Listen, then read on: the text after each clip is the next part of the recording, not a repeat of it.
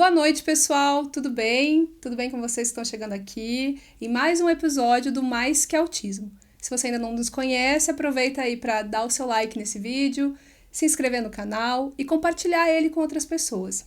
Hoje o nosso tema vai ser sobre ansiedade e depressão na infância e adolescência. Cada vez mais a gente escuta casos de crianças com quadros depressivos, com quadros de ansiedade e outros transtornos ali, como fobia social e outras questões nesta fase da vida. Então, para isso, eu chamei aqui a Carla Saad para conversar com a gente. Ela é psicóloga, tem um espaço Mais Que Afeto lá em Araucária, né, Carla? Exatamente. Então, primeiro, assim, obrigada por ter aceitado vir conversar com a gente. Imagina, Kelly, obrigada a você pela oportunidade, pelo convite. E aí, Carla, você trabalha especificamente com crianças e adolescentes, é isso? Isso mesmo, então eu sou psicóloga infanto-juvenil. Eu trabalho só atendendo crianças, adolescentes e fazendo orientação de pais. Tá.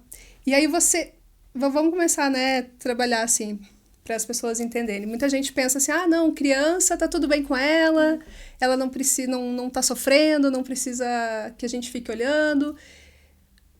Você nota que cada vez mais as crianças também estão entrando com quadros de ansiedade, depressivos e outras questões assim?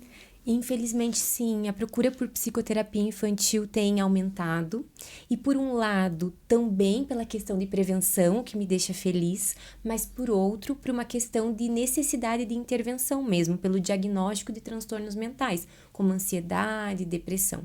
Hoje, a maior procura até no consultório é relacionado à ansiedade infantil e de adolescentes também. E por que essas crianças... Então, vamos começar assim. O que é ansiedade? Isso. Tá? Começando para os pais, professores, quem trabalha ali com esse público entender o que é a ansiedade. Isso é bem importante, a gente começar falando sobre a emoção, porque muitas vezes a gente acha que a ansiedade é sempre ruim, e até o Divertidamente 2, que foi um presente que a Disney nos deu, vem para mostrar o papel da ansiedade na nossa vida e que nem sempre ela é uma vilã. Então, assim, o que é ansiedade? Ansiedade é uma emoção que todos nós sentimos, eu, você, as crianças, todos os seres humanos, e ela é muito importante na nossa vida. Então, como o filme fala, né, a ansiedade nos prepara para o futuro. O que é isso? A ansiedade é uma emoção que ajuda a gente a se proteger de perigos, a planejar as situações, a estar mais atento a eventos importantes da nossa vida, e isso é muito funcional. Então, a ansiedade, numa frequência e numa intensidade adequada, ela é nossa amiga. Eu falo para as crianças assim, que a gente tem a ansiedade amiga e a ansiedade inimiga. Então, a gente tem que cultivar essa ansiedade amiga, que ajuda a gente a estar mais atento, preparado, planejado, mas que ela só aparece diante de eventos realmente importantes e de perigos reais, e não dos perigos imaginários. Muitas vezes a nossa cabeça, e eu falo para as crianças, a nossa mente tagarela, ela traz perigos imaginários, Kelly. E é isso que muitas vezes faz com que a gente tenha ansiedade patológica, que aí dura alguns meses e vem o diagnóstico de algum transtorno. Então, Carla, aí você falou realmente do Divertidamente, né? E a gente notava lá que, assim, enquanto a ansiedade da menina, e não só dela, das amigas, né? As amigas também estavam ansiosas, porque estavam num ambiente novo, né? Enquanto era uma coisa pequena, digamos, aquilo até fazia bem, né? Porque você começa aquilo te traz uma sensação de algo que você quer viver, de algo que você quer experimentar, e você pensa sobre aquilo, mas de uma forma controlada, então você fica feliz que aquilo vai acontecer com você. E a partir do momento que ela começa a ficar muito preocupada com aquilo, é que começa a fazer mal, né? Exatamente. Então, eu sempre explico para as crianças que a ansiedade é como se fosse um alarme também. Além de falar que ela pode ser amiga ou inimiga, a gente explica a ansiedade como um alarme que existe no nosso corpo para disparar diante de perigos, né? Ou também diante de situações emocionantes. Que nem eu falo assim, imagina, você vai fazer a viagem da tua vida e aí você não sente nada uns dias antes. É como se você não fosse viver aquele momento. Que triste que ia ser. Então é gostoso aquele frio na barriga, aquela expectativa, fazer alguns planos, imaginar como vai ser. É muito bom, né? Só que às vezes esse alarme é mais ou menos que nem o alarme do carro. Quando ele dispara para um ladrão, ele está sendo funcional, né? Ele está protegendo o carro, está cumprindo com a missão dele.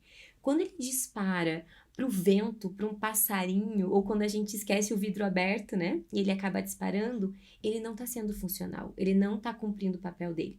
Que é, por exemplo, o nosso alarme disparar quando a gente vai em um aniversário, por exemplo. A gente vai falar depois de ansiedade nos relacionamentos. Ou quando a gente precisa fazer uma apresentação na escola, quando a gente precisa escolher uma roupa para ir em algum lugar, quando a gente vai dormir e apaga a luz. Então, a ansiedade começa a aparecer em outros momentos que não tem um perigo real ali. A gente que está criando uma situação perigosa na nossa mente. Ela vem muito acompanhada, então, com o sentimento de medo para essa criança, geralmente. Uhum. A gente fala assim, ansiedade é uma mistura, né? De medo, insegurança, vergonha. Você vai misturando tudo isso, a gente tem ansiedade.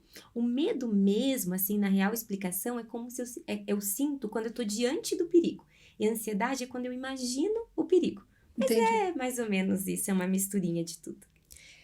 E quais são os gatilhos que você nota que mais aparecem, assim, para as crianças? Vamos falar das crianças primeiro e depois dos adolescentes, porque são Diferente. faixas etárias diferentes ali, né?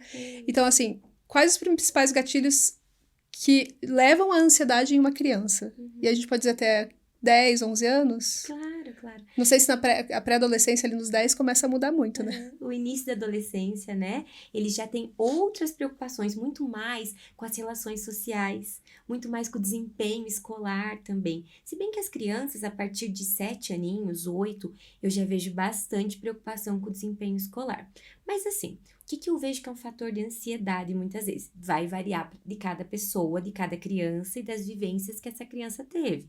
Mas muitas vezes o escuro, o ficar sozinho, e sozinho não assim sozinho, né? Às vezes em um ambiente da casa, ter que se separar da figura de apego da mãe, do pai, ter que ir para a escola, mudar de ambiente, começar uma nova atividade, precisar fazer avaliações na escola, mudar de escola e ter que ter novos amigos, então o início dessas interações. Tudo isso pode ser fator de ansiedade. As relações familiares também, que ali a gente estava até conversando, muitas vezes saber que vai na casa de alguém, saber que vai ter que responder algumas perguntas, a forma como é tratado, tudo isso gera ansiedade nas crianças. Você falou da questão. Vamos pegar alguns pontos aí que você falou pra gente esmiuçar um pouquinho mais. Então, as questões de separação, por exemplo. E aí vamos falar, a separação... Tem a ansiedade, por exemplo, daquela criança que tá começando a ir pra escola e se separa do pai e da mãe, né? Exatamente. Então, ali você vê a ansiedade, às vezes, na criança e na mãe também. Nos dois. Aí a gente pega também a separação realmente quando os pais se separam. E aí é uma nova vida para aquela criança. Como que a gente consegue fazer com que a criança, nesse momento, fique um pouco mais tranquila para que ela não passe para um quadro mais agudo, eu posso dizer agudo, assim, né, tipo, da questão. Que chegue a um transtorno, né? Que exato. a ansiedade se caracterize como um transtorno, que passe meses naquele quadro. Até é isso que eu te perguntar, né? Quanto tempo a criança tem que ter aqueles sintomas para ser considerado já um caso de transtorno, assim? Então, assim, hoje a gente fala em 6 meses, né? Esses sintomas persistirem por 6 meses, aí vem o diagnóstico de um transtorno. Mas uma coisa bem legal que você falou, eu busquei no dia a dia pequenas situações que poderiam gerar ansiedade.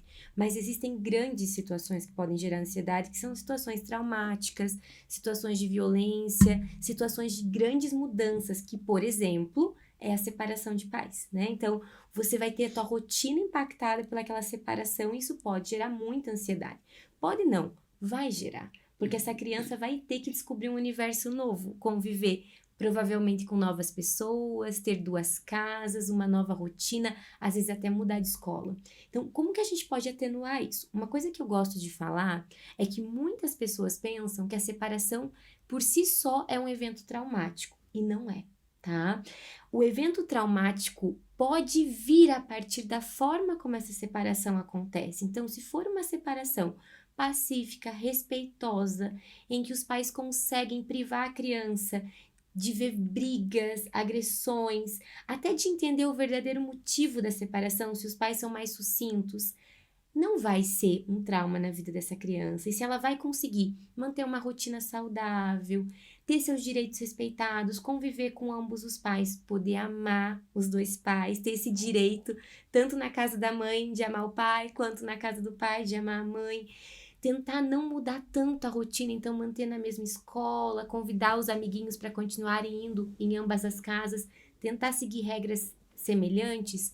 Isso não necessariamente vai ser um trauma. Eu falo que o trauma muitas vezes vem da forma como isso é feito.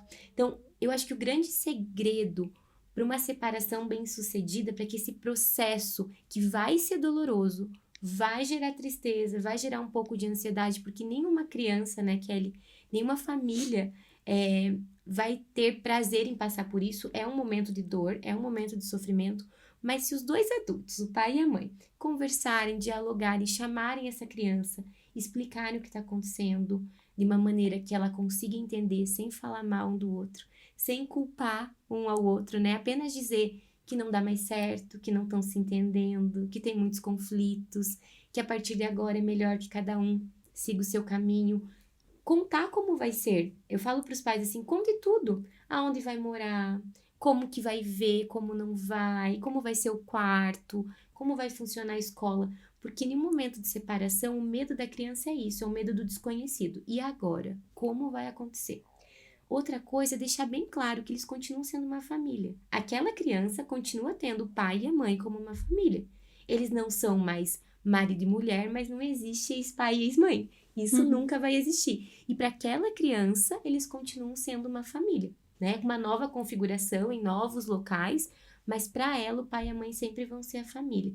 Então, você fazendo isso, você previne muita coisa, muita ansiedade, porque muitas vezes o que acontece? A criança fica ansiosa porque ela não sabe o que esperar. Ela só sabe que os pais não vão ficar juntos, ela viu algumas brigas, mas ela não sabe o que esperar. Então, dá previsibilidade. E o que você não souber responder, porque ainda não foi decidido, ser sincero. Fala, filha, filho, ainda a gente não sabe como isso vai acontecer, mas a gente vai te ouvir, a gente vai ver o que você também pensa, e a gente vai pensar no melhor para todo mundo. E dessa forma a separação se dá de uma forma adequada, né?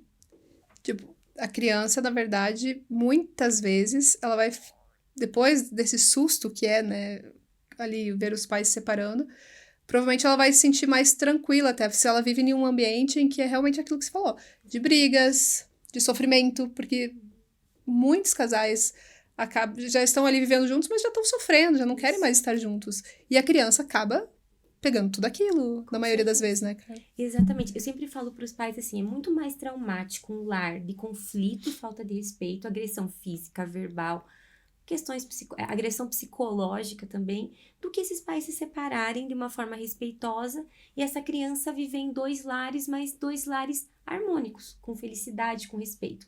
Claro que é desafiador, que nem eu falo, nenhuma relação acaba tão tranquilamente, né? Acabou porque teve divergências, porque em algum momento não fez mais sentido. Então a gente tem que cuidar para que o pai e a mãe não transfiram o que eles sentem pelo ex-marido ou pela ex-mulher para a criança e que eles percebam assim, que aquela mulher vai continuar sendo a mãe, que aquele homem vai continuar sendo o pai e que como que eles vão fazer para essa criança ter o direito de ser amada, de amar, de conviver com ambos os pais. É um desafio muito grande, é muito desafiador, porque os pais estão em um momento muitas vezes de fragilidade e vão ter que lidar com as emoções da criança. Mas com muito respeito e conversa, perguntando para o filho o que você está sentindo, o que você está pensando, qual que é teu medo, o que você acha que pode acontecer, você quer perguntar alguma coisa para nós? Dessa forma a gente vai conseguindo resolver os problemas. Sim. Outro ambiente que gera muita ansiedade é a escola, que a gente estava conversando.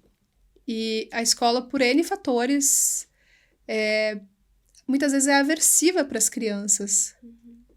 Como também que os pais podem ir identificando os sinais, Carla, porque muitas vezes essa criança não vai conseguir falar e expressar o que ela está sentindo. Geralmente ela vai conseguir comunicar quando já está em um processo mais avançado. Isso. Então, assim, a escola ela pode ser tanto um fator de proteção quanto de risco. O que vai determinar isso é como as relações e como esse ambiente é organizado. Então, que nem eu estava conversando com você, muitas vezes na escola, pode acontecer muitas comparações, o que gera ansiedade, gera insegurança. Pode existir violência entre pares, o bullying, né? Ou não se caracterizar bullying, mas ter agressões entre as crianças e nada ser feito, porque conflitos vão existir, mas eles precisam ser mediados pelos adultos, e essa criança não se sentir adequada ali. Às vezes, professores com um estilo muito autoritário, muito exigente e pouco afetivo, pouco envolvido, onde aquela criança não se sente amparada, não se sente capaz, onde ela escuta coisas do tipo, eu não acredito que você fez isso de novo, eu esperava mais de você, né? Onde ela acaba tendo aquela crença de você não foi tão bem como deveria. E uma escola que foca muito no resultado final e não valoriza o processo, não vê o esforço do aluno, não vê que ele está se dedicando, não vê o dia a dia. Então, pode sim ser um fator de ansiedade esse ambiente. E para a gente poder identificar os sinais, a gente tem que estar presente na vida dos filhos.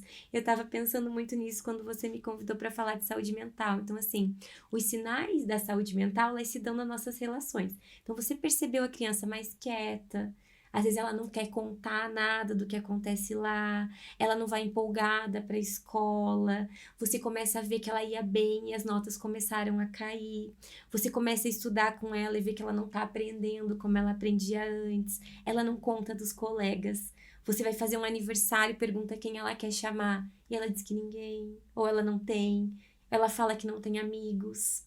Você pergunta do recreio e ela diz, que ela ficou sentada, algumas escolas permitem o celular, fiquei no celular. Então, o que está acontecendo lá? E claro, o sinal mais evidente, aí no final desse processo, é se recusar de ir para a escola. É quando ela não quer mais ir. Mas pode ter alteração no padrão de sono, essa criança fica mais triste, chora com mais frequência. Então, tudo isso é sinal de que algo não está bem. E pode também acontecer de mudar o temperamento dessa criança, Exatamente. De ficar agressiva ou mais agitada. Uhum. Até no ambiente escolar mesmo, mais agressiva, a escola te chama, que não tá prestando atenção, o nível de atenção muda muito, então a ansiedade faz com que a gente fique mais agitado, mais desatento, dê aquele branco na mente, então vai com uma nota menor, né, na prova, né? A ansiedade também às vezes provoca um isolamento, então tudo isso é sinal de alerta.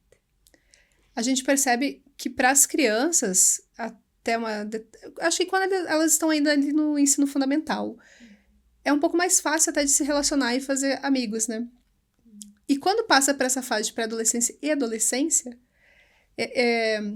talvez por ir por um outro estilo de que você vai para o ensino fundamental 2, e aí você tem mais professores, uma rotina já diferente.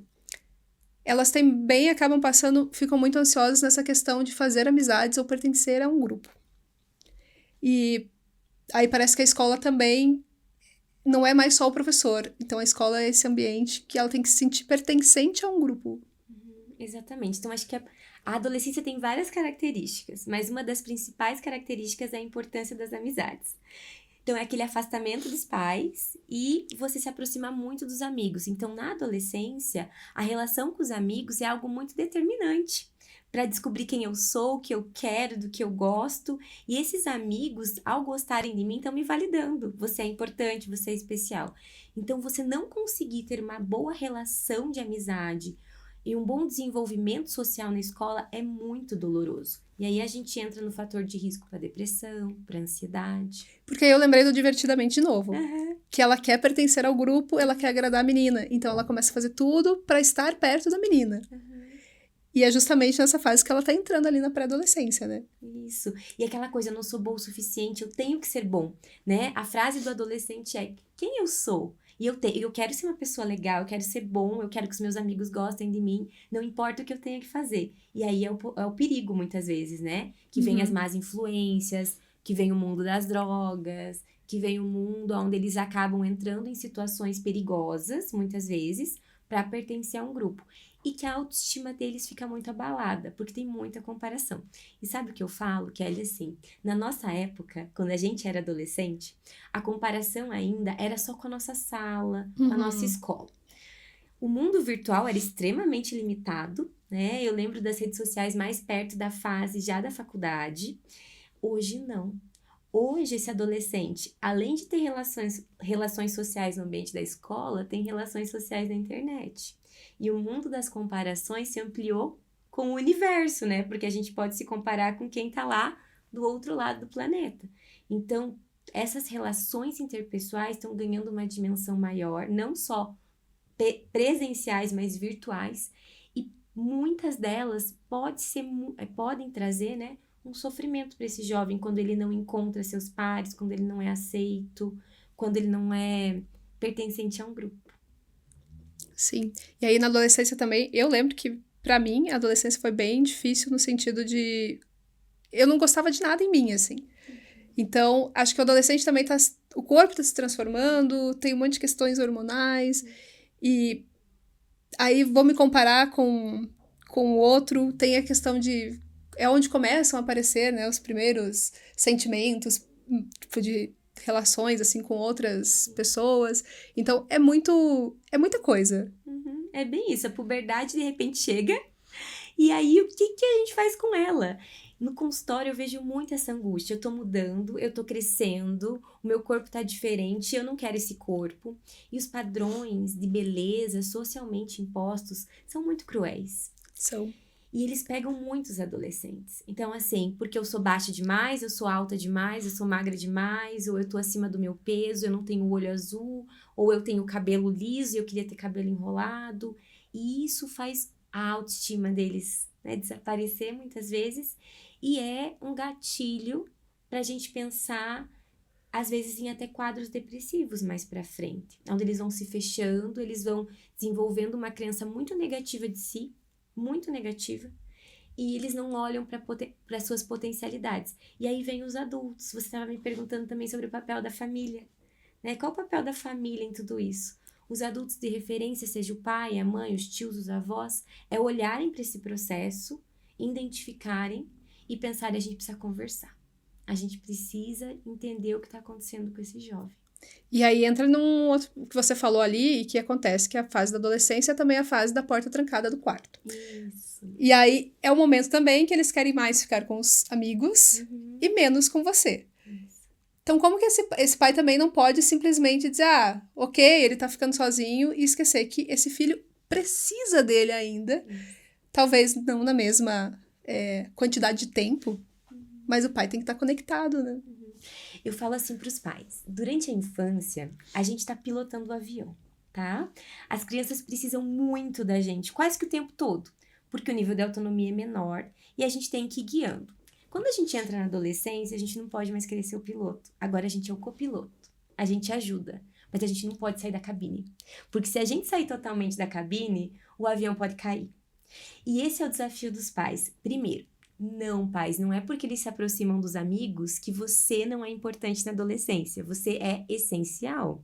Só que a forma como você vai conversar com esse adolescente, como você vai atuar na vida dele, tem que ser mais respeitosa, menos impositiva, baseada no diálogo, em combinados. Seu filho se isolou no quarto, opa, o que está acontecendo?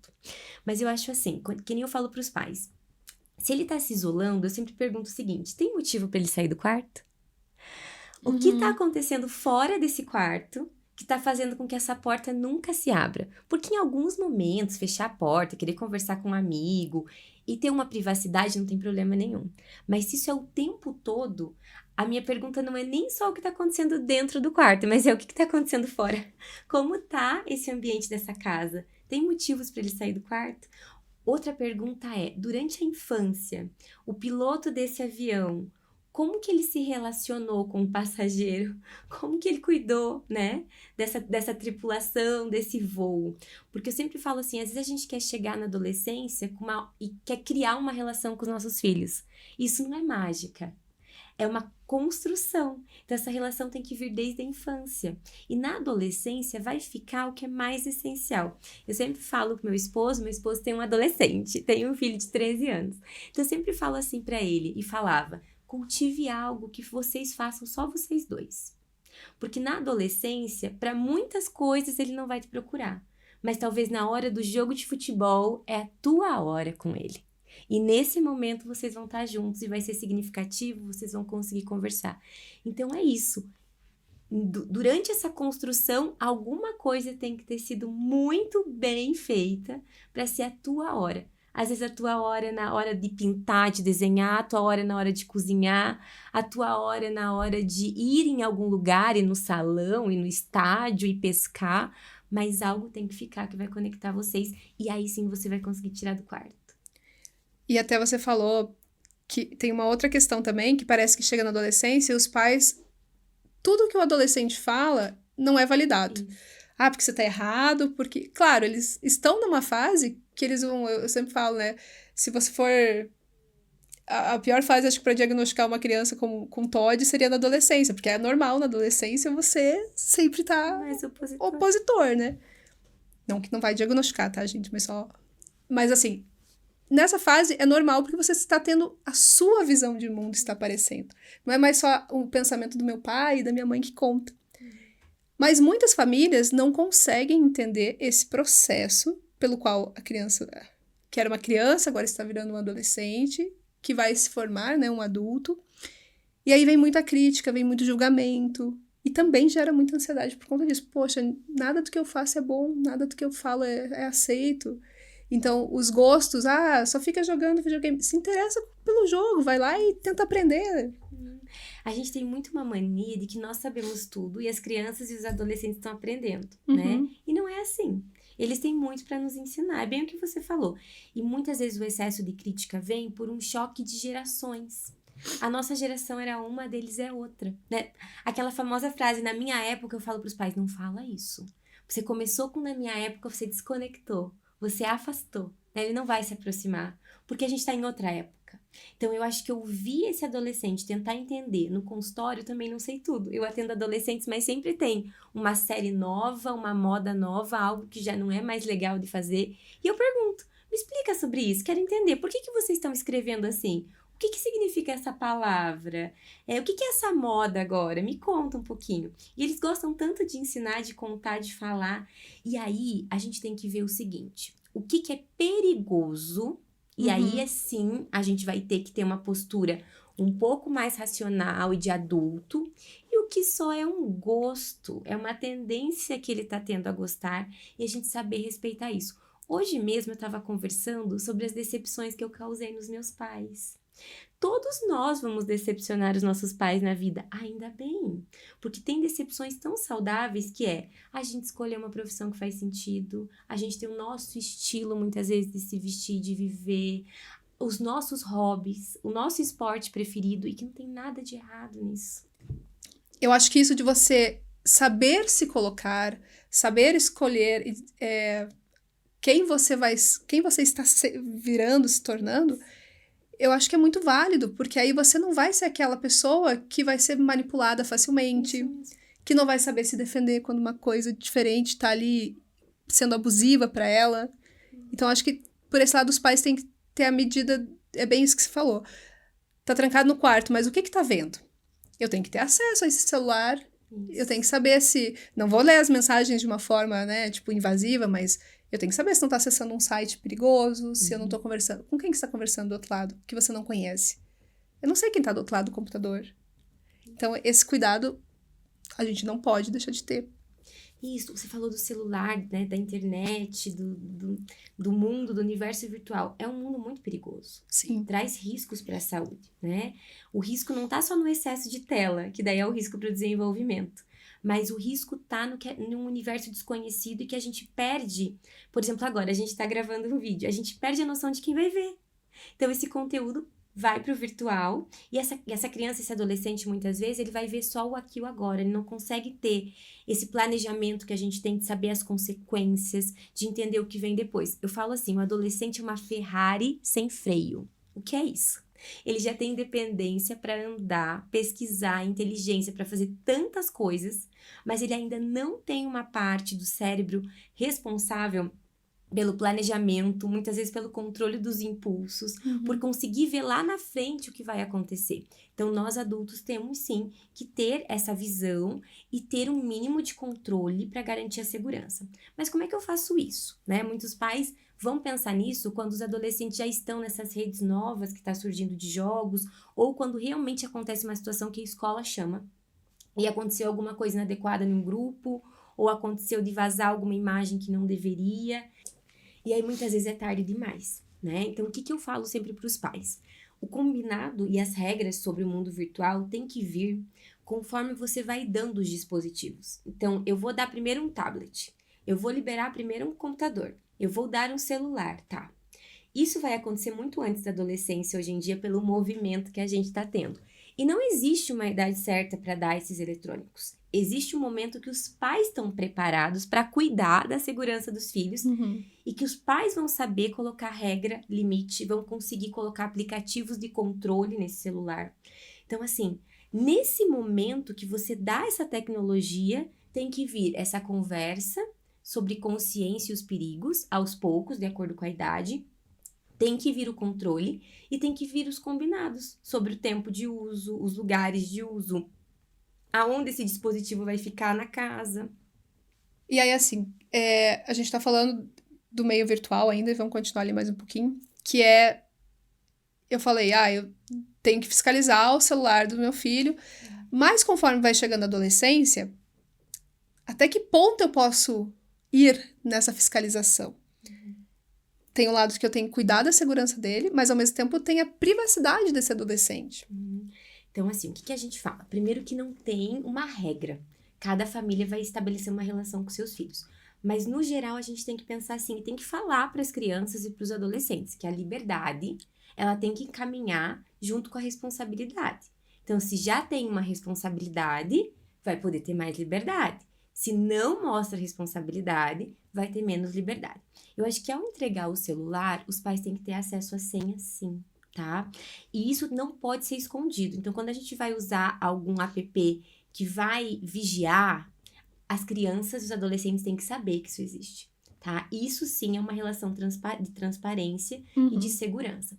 Agora, você vai vendo o seguinte, que o teu adolescente, você vigiou, você olhou, e ele é responsável, ele sabe utilizar as redes sociais, ele fala mais com pessoas conhecidas, a forma como ele se comporta na internet é segura, você começa a diminuir esse controle. Então, você vai falar para os seus filhos quando você der. O controle vai diminuir de acordo com o monitoramento do teu comportamento. Então, não tem uma regra, mas, no geral, menor de idade precisa ser monitorado. Sim, no ambiente virtual. Eu faço uma analogia assim, eu vou fazer umas perguntas, tá, Kelly? Você vai me respondendo como mãe. Você deixaria os seus filhos sozinhos em uma praça pública? Deixaria sozinhos, assim, menores de 10 anos, principalmente? Não, já é imediato, né? Não. Você deixaria um estranho, tá? Colocar aí tanto seus filhos crianças quanto adolescentes. Você deixaria eles um estranho colocar eles pra dormir? Não, também. Não. Muito bem. E você deixaria uma pessoa que você não conhece, que você nunca viu, ensinar um monte de coisa para os teus filhos? Também não, né? Não. O que é a internet? É uma praça pública que a gente não tem controle de quem tá ali, que vai estar ensinando muitas coisas para as crianças e que muitas vezes está colocando essa criança para dormir. Porque uma coisa que eu sempre pergunto para os pais quando a criança vem com algum indício, né, de transtorno de humor ou de ansiedade, ou vem com alguma mudança de comportamento, muita agitação, eu pergunto assim, como que ela dorme? O que ela usa antes de dormir? E muitos respondem, ela fica usando o celular, ela fica vendo vídeo. Então, é um estranho colocando o seu filho para dormir. Então, olha o quanto isso é impactante e o quanto a gente tem que refletir sobre isso. Claro que na adolescência isso se torna mais complexo. E eu sempre falo assim, na adolescência o que vai funcionar são combinados. Aquilo que você vai estabelecer sem enganar o teu filho. Mas cada pai sabe até onde pode ir. Cada pai sabe a liberdade que pode dar.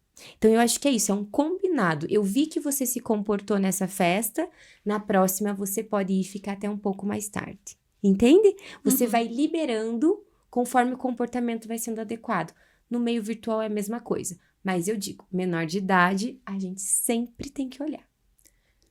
Vamos continuar no gancho também aí da internet, das redes sociais. Eu noto que as crianças, elas estão cada vez tendo menos tolerância para para prestar atenção nas coisas, porque tudo é muito rápido na internet. Então, 1 minuto e 30 é o que você tem que fazer ali o vídeo para durar.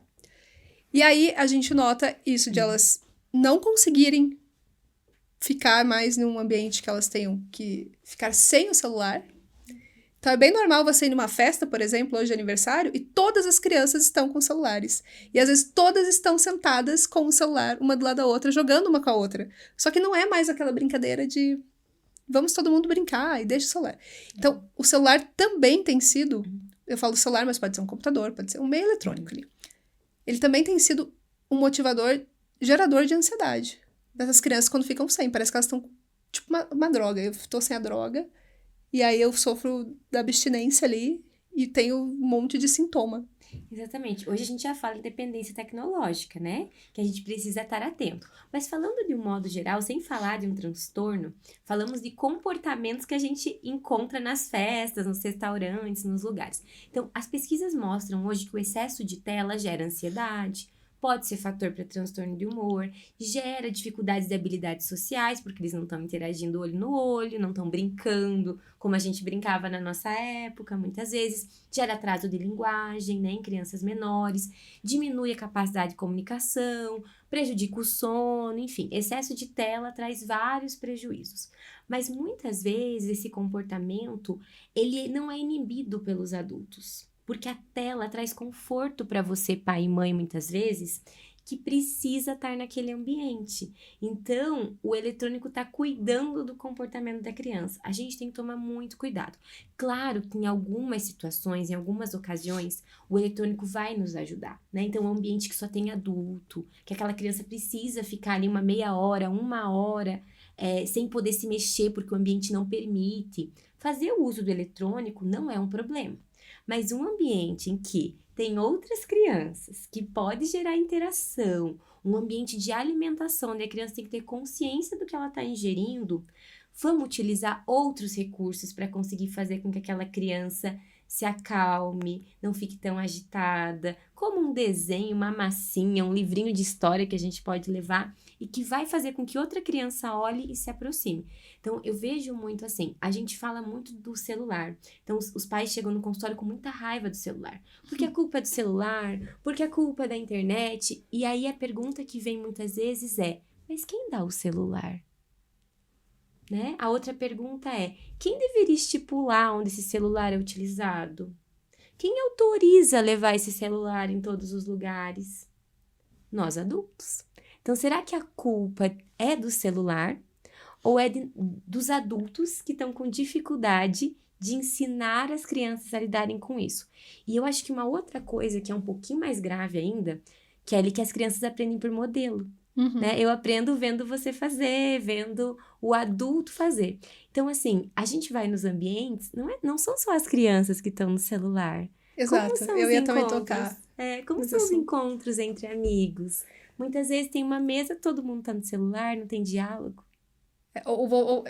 Esse ano, o celular me gerava muita ansiedade e me desconcentrava muito. Eu já sou uma pessoa com TDAH, então eu acabei optando esse ano, assim, eu tirei todas as notificações, os barulhinhos e as coisas. Mas a maioria das pessoas deixa, né? Então você tá lá almoçando, aí o teu celular tocou a musiquinha, a pessoa sai correndo pra atender, porque aquilo é imediato. Será que é imediato mesmo? Será que toda hora eu tenho que ficar olhando se chegou alguma coisa pra mim enquanto eu tô aqui conversando com você? Então eu posso aproveitar pra estar aqui com você dialogando. Claro que muitos pais, hoje a gente sabe que o meu trabalho muito envolve, por exemplo, estar no celular para trabalhar. Isso, então tem essa questão. E aí as crianças têm que saber que você está naquele momento trabalhando. Eu trabalho home office, então eu trabalho no computador. Eu não estou ali me divertindo o tempo todo. Eu estou trabalhando.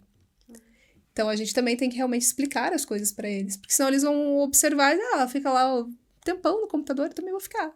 Isso, é natural, né? Se torna um hábito. A gente se torna um hábito. A gente tá entediado, as crianças também estão entediadas. A fuga é a tecnologia. E aí você falou que o mundo que elas ficam cada vez mais imediatistas. Claro, no celular é tudo muito rápido, muito prático. A gente estava conversando esses dias com algumas famílias, no encontro de pais, O quanto que na nossa época, para assistir o outro capítulo da novela ou da série que a gente gostava, a gente tinha que esperar o outro dia. E que se a gente perdesse, porque foi jantar fora, porque teve um aniversário, a gente ficava sem assistir. Tinha que perguntar para alguém o que aconteceu. Hoje não. Hoje você dá um clique, você procura na internet, você acha outro episódio, ali já tá a série completa. Então, essa espera não existe. É tudo muito rápido, o vídeo é muito curto. Eu quero saber de uma coisa, eu pesquiso, é tudo muito fácil, muito rápido. E o mundo real não é assim. No mundo real tem fila, demora. No mundo real, para eu preparar uma comida, é um processo, demora. No mundo real, para eu crescer em uma carreira, às vezes, é um processo, demora. Para eu aprender alguns conteúdos, demora, é um processo. E aí elas vêm para esse mundo que demora e elas ficam em sofrimento. E aí vem aquela ansiedade. Porque já não sabe nem o caminho. E eu vejo... A gente tá com o curso de teatro e de artes visuais. E aí, eu vejo assim que as atividades antes, se fosse... vou falar a frase, se fosse no meu tempo, mas assim... não muito tempo atrás. Vamos jogar aí uns 10 anos atrás, né? Você ficaria mais tempo fazendo algumas atividades. E hoje não, eles fazem muito rápido e já perdeu a graça. Aí você tem que... Então, pro professor também, ele tem que estar muito antenado no que aquela criança está fazendo e criar alternativas para prender a atenção daquela criança. E assim, uma coisa interessante é que eu não tô falando que a tecnologia é uma vilã. É a mesma coisa da ansiedade que a gente falou, que pode ser amiga ou inimiga. A tecnologia pode ser amiga ou inimiga. Porque assim, a tecnologia tem tanta coisa boa, ela ajuda tanto a gente, a inteligência artificial vem para também facilitar a nossa vida. Mas como a gente está colocando essa tecnologia, né? É o tempo. Eu posso envolver tecnologia nas atividades? Eu devo. Isso chama atenção. Mas eu também tenho que articular com outras atividades para desenvolver persistência, paciência, tolerância à frustração, né? Saber esperar, fazer coisas que não são tão rápidas, tão simples. Então, é o equilíbrio, Kelly. É isso que eu vejo hoje nas famílias. Eu sempre falo assim, se a gente tivesse uma receita de bolo para educar, a gente venderia, a gente iria com certeza colocar para todo mundo poder saber. Não existe. Educar filhos não tem uma receita pronta, porque cada criança é uma criança, cada época é uma época, a gente vai mudando, os desafios de cada época mudam também, cada família tem sua forma, mas educar os filhos exige um caminho, e nesse caminho tudo tem que ter equilíbrio, tudo. O equilíbrio entre o amor e o limite, o equilíbrio entre o mundo virtual e o mundo real, o equilíbrio entre o pai dar atenção para o filho e o pai saber ensinar o filho a esperar, porque ele está trabalhando, porque agora é o momento do pai descansar. Então, tudo tem que ter um equilíbrio. E isso é muito difícil e dá muito trabalho. Educar exige tempo, paciência, repetição, persistência. E é muito complexo. E a gente vai errar. E tá tudo bem, porque a gente também vive numa sociedade do perfeccionismo. Você perguntou o que gera ansiedade. Esse perfeccionismo também gera ansiedade, essa coisa do eu tenho que saber tudo. Eu tenho que fazer tudo bem feito, eu tenho que ser o melhor, eu tenho que ser bem sucedido, eu tenho que me destacar, eu tenho que ser um bom pai, eu tenho que saber todas as respostas e dar conta de todos os problemas do meu filho. Não tenho, né? Porque é complexo e é difícil, mas eu preciso me esforçar. Sim. Né? É isso. Eu ia perguntar agora, vou perguntar agora. As questões... Quando a ansiedade, os sintomas, porque ela chega a dar sintomas físicos mesmo, sim, Carla, né? Então, a criança também externaliza isso. A gente fala que tem a criança que vai ficar quietinha lá, não vai falar nada, mas tem criança que apresenta sinais já no corpo também. Isso. Então, a gente fala que a ansiedade tem sintomas físicos, comportamentais e cognitivos.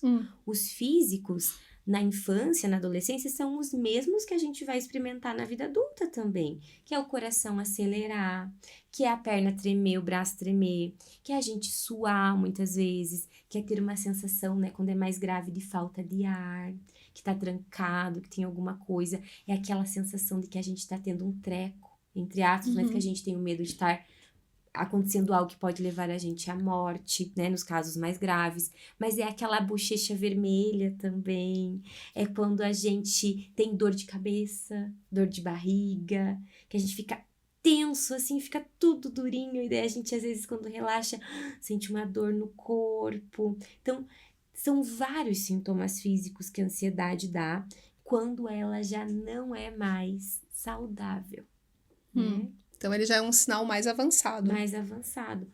Com certeza, tem muitos sintomas físicos. E os sintomas comportamentais, o mais comum é a evitação. Eu evitar aquela situação porque eu acho que eu não vou dar conta, porque eu acho que eu vou ser agredido, porque eu acho que eu vou ser avaliado de um jeito negativo. Então, evitar é sair de perto, é não enfrentar o meu medo, né? E o cognitivo é aquele assim, e se der tudo errado? E se eu não conseguir? E se eu não sou bom o suficiente? E se não gostarem de mim, né? E se eu estiver morrendo com essa sensação que eu tô tendo no meu corpo?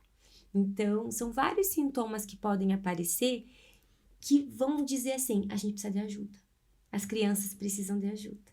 Outros sintomas são alterações de comportamento. Então, muda o padrão de sono, muda o padrão de alimentação, e muda o padrão de desempenho escolar, a gente fica mais agitado, a gente não consegue prestar tanta atenção nas coisas. Então, tudo isso é sinal de ansiedade. Outra coisa também que acontece, às vezes a gente, como pai e mãe, não tem filtro e acaba gerando situações que a criança não precisava ter contato naquele momento. Como a gente falou ali da separação, que você não precisa falar mal do pai, da mãe, ou mesmo você falar de uma coisa que vai gerar ansiedade na criança muito antes, aí ela fica pensando naquilo até a data, né? E aí vai gerando um nervoso nela e tal. Então a gente, como pai e mãe, também precisa tomar cuidado para não ser quem vai gerar essa ansiedade na criança. Isso mesmo, a gente falou da separação e eu acabei não falando exatamente isso. Se vocês não têm certeza que ela vai acontecer, mas o casamento tá em crise, não tá legal, vocês estão conversando, jamais a gente vai falar para a criança. Muitas coisas, principalmente coisas sérias, como mudança de casa, mudança de escola, né? O fim de um relacionamento, uma doença grave, quando a gente tiver certeza. Então, uma coisa que eu acho importante também falar é que eu recebo no consultório muitos pais hoje que também reforçam o comportamento da criança porque eles evitam que ela tenha contato com algumas situações. Então, por exemplo, alguns pais falam, eu não conto da viagem porque senão ele vai ficar muito nervoso. Mas é certeza que essa viagem vai acontecer. Então, tem que contar. Porque a criança tem que aprender a lidar com esse tempo de espera. Quando eu começo a não contar as coisas que eu já tenho certeza que vão acontecer para os meus filhos, e eu só conto na hora, parece que é tudo mágico. Parece que, nossa, a mãe falou de viajar, a gente tá com a mala no carro. A mãe falou de ir no restaurante, a gente tá no carro indo pro restaurante. A mãe falou que eu ia ganhar um tênis, eu olho pro lado, tá a caixa ali do lado da minha cama para eu abrir e ver meu tênis. Então, a gente também tem que tomar cuidado, porque a gente está tirando esse tempo de espera. A gente não quer ver as crianças perguntarem, ficarem pensando naquilo, então a gente tira o tempo de espera. Então, é muito relativo isso. O que eu não tenho certeza, e é muito grave, eu tenho que cuidar para não contar. E o que eu já tenho certeza, eu posso dividir com os filhos, eu devo dividir, para eles aprenderem a esperar. E até fazer parte do processo. Isso. Então, vou viajar. O que precisa para viajar? Não é assim, caiu dinheiro, a passagem caiu, né, no seu colo. As famílias se planejam. E até inserir eles mesmos. Ó, a gente vai para esse lugar. Tem algo aqui que você também quer fazer, né? Bem legal. Então, Me ajuda, né? Exato. Vai criando o vínculo ali, aquele momento familiar.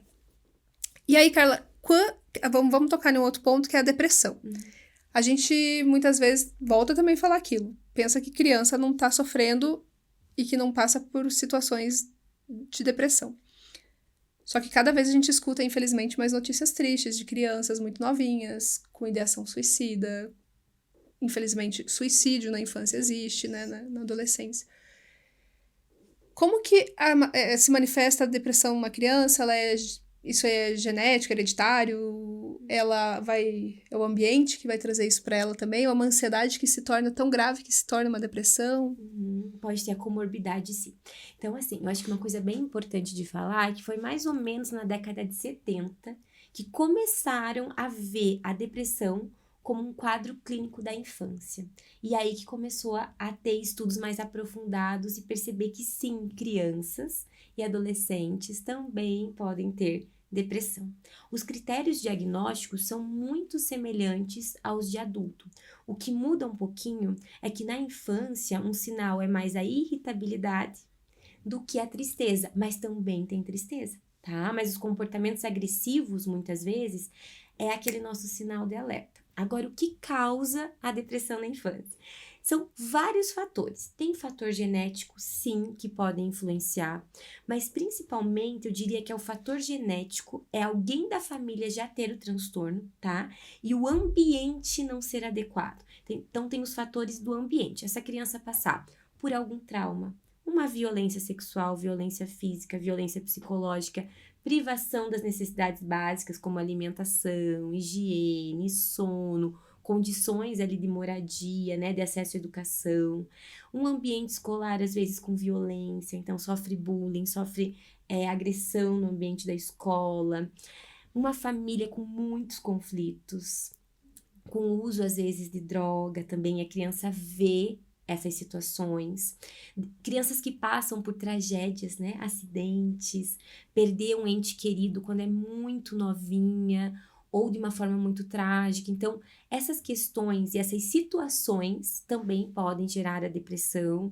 Então, é uma interação desses fatores. Tanto a parte genética importa, quanto a parte do ambiente também é muito determinante. E aí a gente vai pensar em muitas vezes um ambiente que às vezes também pode ser muito exigente, sabe? Muita exigência e pouco afeto.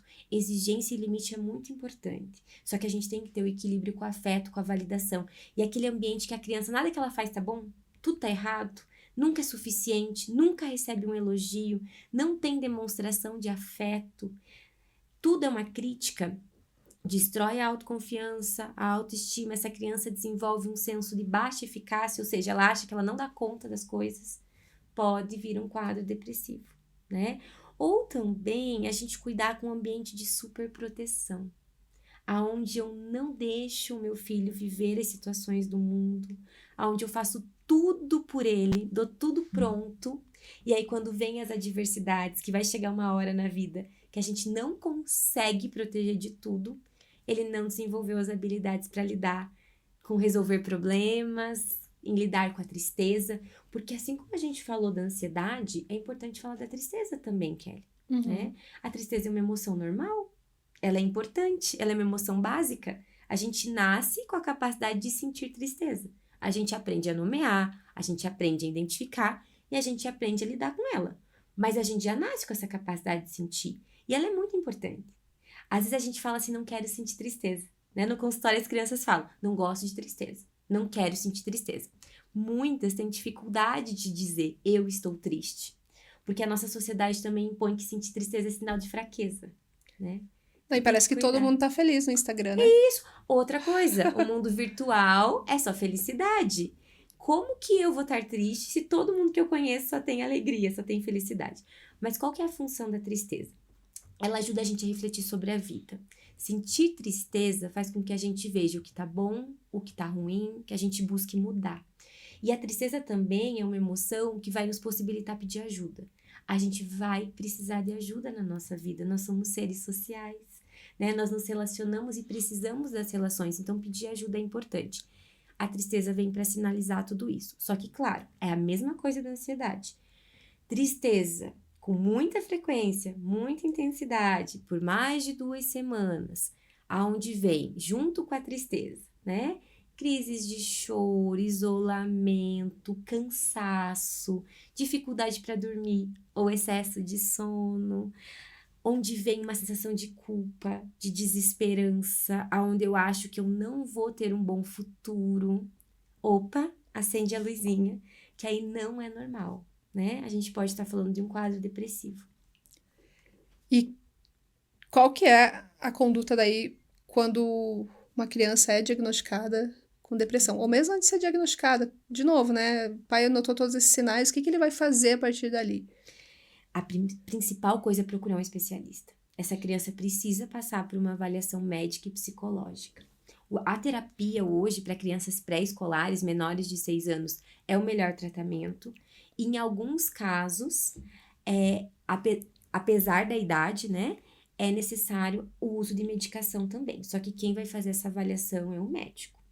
Então, assim, eu sempre falo, notou a criança reclamando muito de cansaço, mudou o padrão de sono, mudou o padrão de alimentação, ela tá muito agressiva, tá chorando, tá se isolando, não se interessa por brincadeiras que antes ela gostava, não te chama para brincar, as notas caíram, procura um especialista, vamos avaliar, porque o tratamento existe, na verdade, desculpa, e exige um comprometimento da família. E é muito importante que a família entenda que com esse acompanhamento é possível reverter. E isso é fator de proteção. Porque se a gente não trata adequadamente na infância e na adolescência, a chance disso se agravar na vida adulta é muito grande. E quando, Carla, que isso passa, assim, para a ideação suicida, por exemplo, quais também os sinais que esse adolescente ou essa criança vai dando para esse pai e para essa mãe, e que a gente tem que ficar muito alerta. E a escola também, eu acho que o professor também pode ir notando isso. Sim, a escola é muito importante nesse processo, porque muitas vezes quem vai contar sobre uma ideação suicida é o colega de escola. É o amigo da sala que ele confidenciou ali e ele pensa, opa, isso é perigoso, preciso pedir ajuda. Então, isso mesmo, a escola é muito importante nesse processo e os pais têm que ficar em alerta. Uma das coisas que eu acabei não falando, além de todos aqueles sintomas, a ideação suicida, infelizmente, também é um sintoma de depressão, tanto na infância, quanto na adolescência, quanto na vida adulta. E esses sinais, às vezes, eles não são tão claros, tá? Eles são sutis. Então, além do isolamento que a gente já falou, essa criança começa a falar, era melhor eu não existir, eu só atrapalho a vida de vocês, era melhor eu nem ter nascido, melhor eu não estar aqui. Ela acaba se colocando, às vezes, em situação de risco.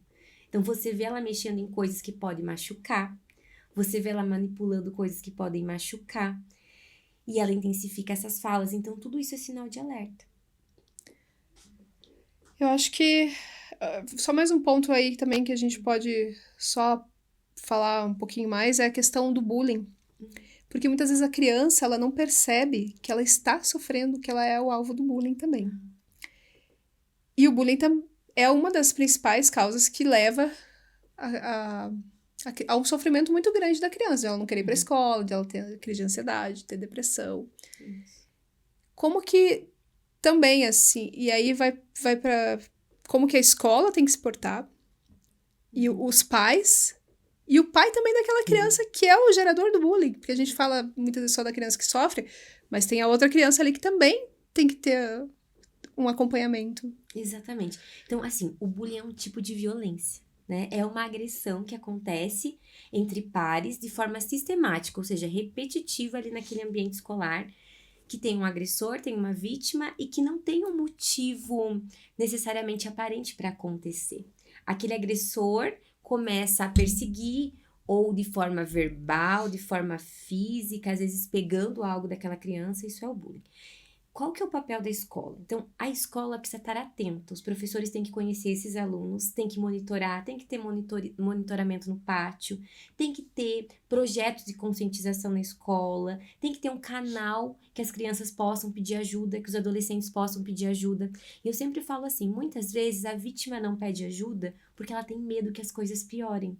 Muitas vezes quem vai pedir ajuda é a testemunha, são as crianças que presenciam aquilo que vão pedir ajuda. Então, a escola tem que ter uma abertura, tem que ter alguém que eles saibam que se procurar aquela pessoa vai ouvir e vai fazer algo. A partir do momento que a escola sabe que aquilo está acontecendo, precisa chamar os pais para conversar, os pais do agressor, os pais da vítima, precisa fazer um trabalho com aquela turma de conscientização, precisa pensar nas consequências que esses atos vão ter também.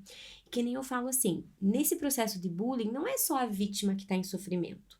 Quem realiza o bullying, o agressor, também pode estar em sofrimento. Essa criança pode estar sofrendo algum tipo de violência em casa. Essa criança pode estar sofrendo algum tipo de negligência também. E também tem algum transtorno de comportamento, né? O transtorno de humor também. A gente precisa estar atento, então precisa chamar essa família, precisa procurar atendimento, acompanhamento psicológico em muitos casos. Então, tudo isso é importante para que a gente possa prevenir. E qual que é a postura dos pais, muitas vezes? É ouvir, aceitar, perceber que isso está acontecendo, que isso é grave E também conversar com os filhos, também mostrar as consequências disso. Eu sempre falo assim, antes de começar a aula, além de você desejar um bom ano, converse com o teu filho, para ele acolher os colegas novos. Converse sobre o que é legal ele fazer lá, o que não é legal. Mostre para o teu filho como ele se sente quando ele é agredido, né? Quando ele é desrespeitado. Então, por que eu não posso fazer isso com meus colegas? Ter essa conversa em casa também é importante. Para ele ver que você está atento a isso, que você também vê isso como algo muito errado. Porque antigamente falava-se muito, é um tipo de brincadeira, né? Isso é brincadeira de criança, né? Bullying não é brincadeira, é violência. Então a nossa postura de enxergar isso já ajuda a colocar um limite nessas situações. Exatamente. Bullying traz sofrimento, então se alguém tá sofrendo, não é brincadeira. Isso, brincadeira traz diversão, a gente ri, né, Kelly? A gente Senão, se diverte. Não é. Não. Carla, você lançou um box com vários... Eu vou colocar aqui, que acho que dá pra aparecer melhor naquela câmera ali. Depois a gente... Aqui. E aí, ele vem em vários livros, né? Isso. Se você quiser também pegar aí... Vamos falar um pra pouquinho dos gente livrinhos. falar aí do que... Então, esse ano, eu e mais 2 colegas de trabalho, 2 psicólogos, o Fernando Boto e a Brunara Reis, a gente lançou alguns livros infantis, são 4 histórias, com a intenção de, por meio da literatura infantil, a gente ajudar as crianças a terem modelo de comportamentos adequados. Desenvolver também habilidades socioemocionais. E essas histórias a gente escreveu com muito carinho, nós 3, visando não só ajudar as crianças, mas ajudar os pais também. Então, todas as histórias, elas mostram interações de pais com filhos. E elas mostram diálogos que são modelos para as crianças, mas também que servem de modelos para os pais. Como que eu falo com meu filho quando ele mente? Como que eu ajudo meu filho a parar de gritar e conseguir expressar o que sente e pensa? Como que eu ajudo meu filho que tem medo de dormir sozinho ou que sente muito medo a enfrentar isso, né? O que eu faço quando a gente passa por uma situação traumática na nossa vida? Como que eu vou acolher meu filho? Como vai ser esse diálogo com meu filho? Então, esses livrinhos tentam ajudar, tentam explicar, tentam dar modelo. E também é um recurso para ser utilizado em terapia pelos profissionais da infância e da adolescência, para conversar com as crianças sobre situações desafiadoras e comportamentos inadequados. Aliás, tem um aí que fala sobre ansiedade, outro sobre medo também, né? Isso. Então, assim, sobre medo e ansiedade, o que aborda mais é o do vagalume que descobriu a sua luz, tá? A historinha de um vagalume que tinha medo do escuro, que tinha alguns medos imaginários, e a mãe vai ajudar a elaborar um plano para enfrentar esse medo, e ele perceber que todas as pessoas, todos os bichinhos, têm dentro de si uma linda luz, né? Que é a nossa coragem, e que o medo só diminui se a gente enfrentar. Então, vai ter aqui uma jornada de mãe e filho. Esse aqui, que é a borboletinha que queria voltar para o casulo, ele é um livro que aborda mais o TEPT, que é o transtorno de estresse pós-traumático. Ele foi escrito em homenagem ao que aconteceu no Rio Grande do Sul, principalmente. Então, ele fala de uma borboletinha que perdeu a sua fazenda, a sua escola, por causa da chuva. E o pai vai tentar ajudá-la a lidar com essa situação e fazer com que ela se aproxime novamente dessa situação traumática, né, da chuva, mas de uma forma leve, amorosa, respeitosa, acolhedora, validando as emoções. Esse livro, ele é bem legal porque ele traz o que eu te falei, a tecnologia como uma aliada. Ele tem um QR Code, ao longo do livro, tem 2 QR Codes, que a criança consegue ver a borboleta na sua casa. E ela consegue ver que a borboleta conseguiu enfrentar o medo, conseguiu lidar com o trauma. Então é bem bonito. Ele tem música, tem as imagens e a borboletinha aparece em qualquer lugar da sua casa. Consegue ver. O da coelhinha gritalhona, ele vai falar mais sobre comunicação assertiva. É mais para crianças menores que têm dificuldade muitas vezes de falar o que sentem e pensam e acabam gritando. Como que o pai vai poder lidar com isso? E aí esse livro tem um pouquinho mais de fantasia, tem uma fada que faz uma poção mágica. E na prática clínica, em casa, a poção mágica pode ser o potinho da calma, aquele potinho sensorial que ajuda a criança a se acalmar. E aí o da mentira, que vai ajudar os pais a entenderem por que as crianças mentem, né? Qual é a função da mentira na vida dos filhos, mas principalmente vai refletir assim, se seu filho está mentindo, qual será que é o teu comportamento? O que você está fazendo, muitas vezes, que gera essa mentira, né? E como que você vai resolver esse problema? de uma forma assertiva. E aí, como você falou, a gente fez um box. Quem comprar, adquirir o box, aí ganha ainda um livrinho de pintura da coleção Fazenda Palanca. Todas as histórias acontecem em uma fazenda repleta de animais. E aí o pessoal consegue o livro onde? Então, quem deseja adquirir a coleção ou os livros avulsos, a gente também vende, é só acessar o @Fazenda Palanca, mandar uma mensagem para nós, que a gente dá um jeitinho desse material chegar. Ele foi lançado sábado agora, então a gente está estruturando ainda, mas em breve a gente vai comercializar online todo esse material de outras formas, né? Uhum. De outras maneiras. Carla, quero realmente agradecer muito. Você trouxe bastante informação, acho que foi uma conversa bem importante, assim. Porque os pais ficam muito perdidos nesse momento em que os filhos, que eles estão vendo que está acontecendo algo com os filhos, mas como que eu lido, até porque saúde mental ainda é um tabu para muita gente. E ainda mais como que eu vou falar isso da minha criança, do meu adolescente.